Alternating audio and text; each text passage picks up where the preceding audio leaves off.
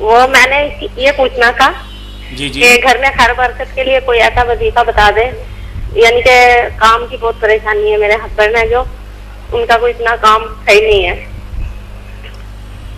اور نہ جیسے گھر میں خیر برکت ہو جائے، اس لیے آپ سے کال کی ہے۔ اچھا، بہن نے کیا پوچھا؟ کہتی ہے کاروبار بھی نہیں ٹھیک ہے، گھر جو ہے وہ باغ باغیچہ بن جائے۔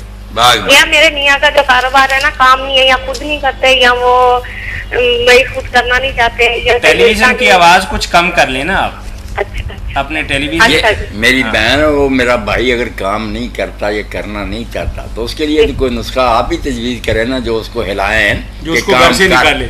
باقی جو ہے نا کہ اللہ برکت دے اور آپ کو کوئی چیز بتائیں پڑھنے، وہ انشاءاللہ بتا دیں۔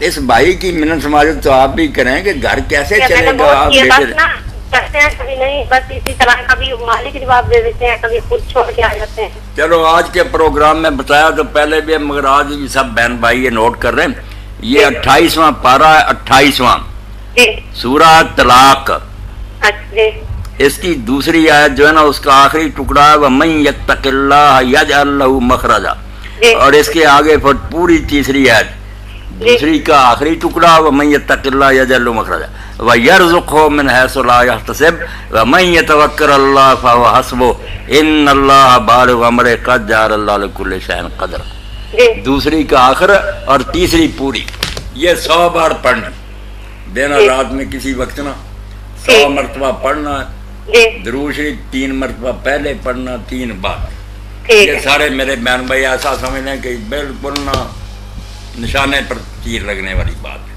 بلائے نا اس کو۔